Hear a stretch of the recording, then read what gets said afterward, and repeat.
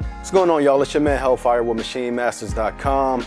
Just wanted to bring you guys a really quick review and overview of the brand new MPC Live from Akai.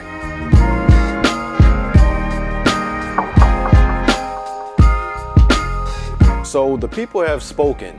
Over the last several years, a lot of MPC users have been asking over and over for a standalone MPC. Well, now Akai has finally answered with not one, but two brand new standalone MPCs. So this one we have here is the new MPC Live. You can see it pretty much looks almost identical to the recently released MPC Touch. It is about, I would say, 50% thicker. The size overall is about the exact same. And again, just like the Touch, this one is gonna be pretty much a fingerprint magnet. You know, it's to be expected with anything black and anything that's a touch screen.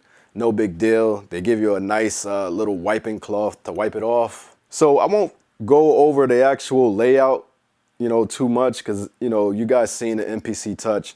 It's pretty much identical. The one thing that is different from the top is the screen. It's more of a flat design. And it's more flush with the top of the MPC, which I actually like a little bit better because for me, it's easier to see where my finger is touching, you know, when I'm touching a touch screen. When I use the Touch, sometimes I would accidentally hit the wrong button because of how the screen was recessed in the unit a little bit. Not a big deal, but you know, it did happen. With this, being that the screen is more flush with the top of the unit, I feel like I have more accuracy when I'm pressing the buttons that I want to press on a touch screen.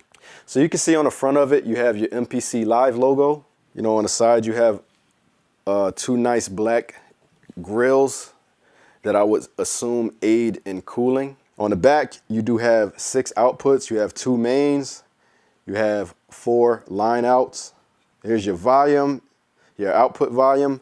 Here's your record volume. You do have a turntable input with a ground. And here's your sampling input where you can plug in a mixer or whatever else outboard gear you might have. You can plug in the output of your microphone preamp, you know, things like that. You do have 2 MIDI in, 2 MIDI out. You have a USB 3 hub as well as a USB 3 output. Over here you have your anti-theft lockdown, and over here you have your power switch. Now, as I said, this unit is completely 100% standalone, meaning you do not need a computer at all to make music with this thing. As for storage, it comes with 16 gigabytes of onboard flash memory. It also has a slot where you can put a hard drive. It is a standard 2.5-inch laptop hard drive. You can do a spinning disk drive, or you can do an SSD. What I currently have in mind, I have a SD card, which you load in the back, just like that. And that's how you load your sounds into the MPC. Now, as far as the weight, it's not too heavy. It is about 6 pounds. People seem to, equate weight with quality, and this does feel pretty chunky. So overall, the presentation of the unit is very nice. So you can see when you first turn the unit on and you start it up, you're going to be greeted with this really nice looking splash screen that gives you the choice of choosing a demo project, or you can load an empty project. You can load templates and stuff like that. So if I go to empty project and then I go into the browser, I can go and access my SD card, which is where I currently keep my beats that I'm using, and then load the project just like that. It's really simple. And then you also have access to all the included sample library, which is about 10 gigs of sounds that Akai includes with the MPC Live. That's all kept internal. So in the browser is where you would access that. And as for using the MPC Live, if you're familiar with the MPC Touch or the Renaissance, you're gonna feel right at home. The workflow is pretty much identical. And if you're coming from a Ren or a Touch, you'll pick this thing up and you'll be making beats just the same without a hitch. Now, in addition to being a true standalone MPC, it can also be used as a controller for the MPC software. So it is also a hybrid. So you can do standalone mode and you can do controller mode. Now in controller mode is where it's gonna let you attach to your computer where you can access all your third-party plugins. When you're in standalone mode, you will have access to all of the Akai plugin effects that come with the MPC software. The good thing though is that if you do happen to be working on a beat that you use plugin instruments on, you can bounce that track to a sample and then you can import the audio onto an audio track. And then you can take that and use it in standalone mode. As for audio specs, it does also double as a audio interface for your computer, and it will do up to 96 kilohertz in controller mode. In standalone mode, it'll do up to 44 kilohertz. The MPC Live will also use the brand new MPC Software version 2.0, which comes with audio tracks, an updated mixer, real-time time stretch, real-time pitch shift, and a whole bunch of other highly requested feature requests. Now, one of the other big questions people seem to constantly be having with these brand new standalone MPCs is how do they sound? Do they sound like MPC 60s? Do they sound like MPC 3000s, SP 1200s? I would say no, and I mean, I wouldn't expect it to. You gotta keep in mind that these MPCs are built on modern technology, not older 12-bit low fidelity components. You know, these things are made to be more open sounding, more clean, and more high fidelity. So it's not gonna sound like your old classic MPCs. Now that's not to say it doesn't sound good. The MPC Live and the MPC X does use newer top of the line converters. As far as do I think it sounds good, I think that's pretty subjective. You guys are gonna have to decide that for yourselves. I personally like the way it sounds, you know, from the little time that I did spend with it. But I think if you're expecting this thing to sound like a golden era drum machine, you're probably gonna be disappointed. The average user will be happy, I believe. Okay, so another big question.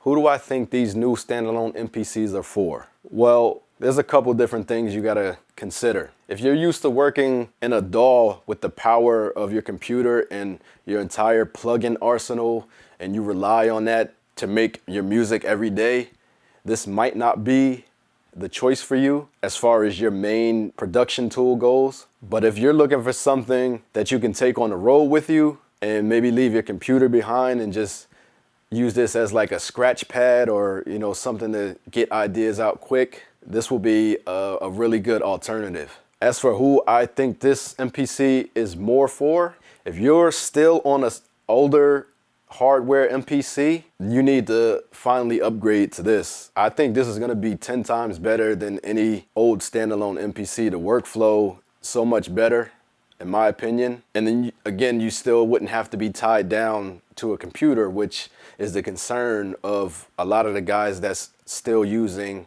hardware MPCs. And the other good thing about that is you still do have the choice to come and plug it into a computer and, you know, load all your sounds into the MPC, or you can export the stuff here and, you know, send them to somebody else for a collab or to a mixing engineer or a mastering engineer and do all your production completely detached from the computer. So it kind of gives you a little bit of the best of both worlds. And also for that dude that loves making beats on the beach,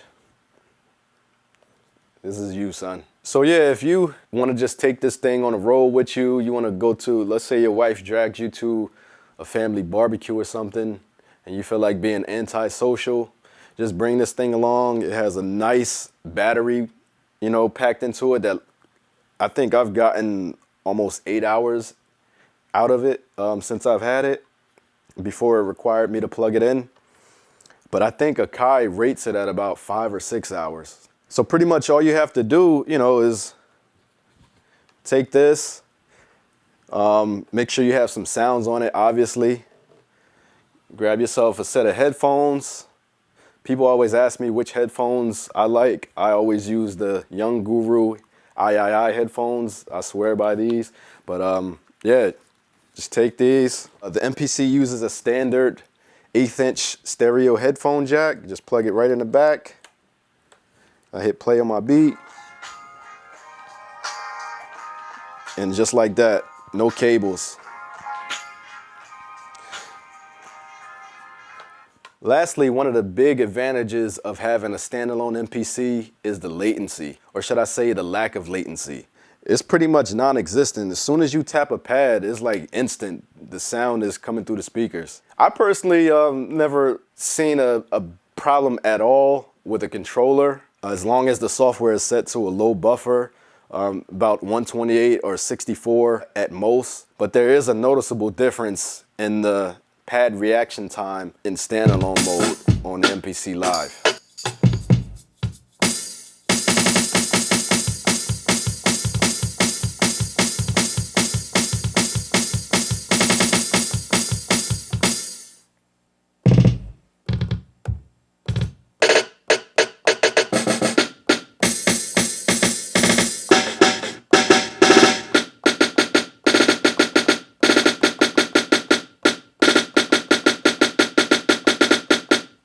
So I think you guys, you standalone guys that were leery about going to a controller, will be happy to hear that. Another question I get is, should I get the MPC Live or should I get the MPC X? Honestly, if you can afford both, I would get both, because I personally wouldn't want to travel with the X just because of how big it is, you know, with the big screen.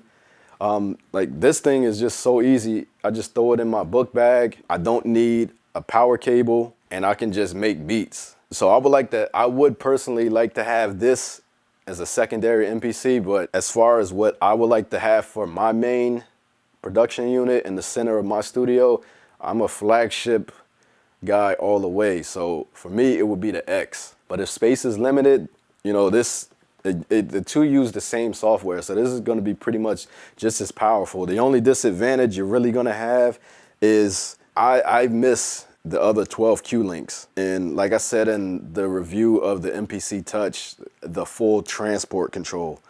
That's personally my preference.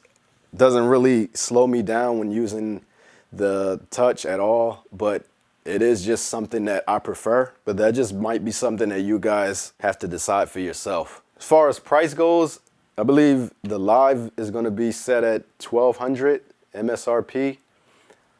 Probably around $999 street price, if I had to guess. The X is going to be about $2,200, which I would say will probably be about $1999 street price. And I think those prices are pretty fair for what you get, honestly.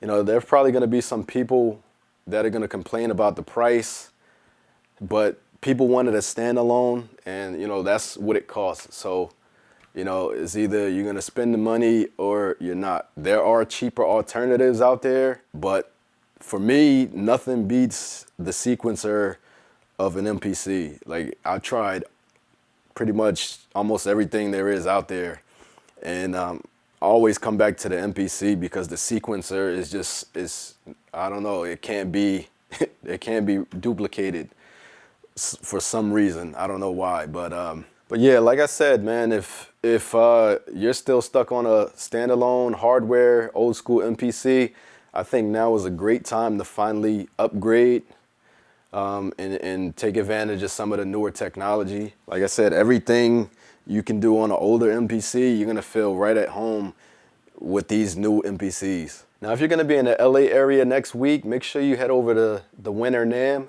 where the MPC Live and the MPC X will be on display, and check them out for yourself in person, as well as ask the Akai reps any further questions that you guys might have had. I hope I covered everything. I might have left some things out. You guys can drop some comments down in the comment section, and I'll try to answer what I can. Again, man, thank you guys for watching. I hope you guys enjoyed the review, and I look forward to seeing what you guys think about the new MPCs. All right, peace.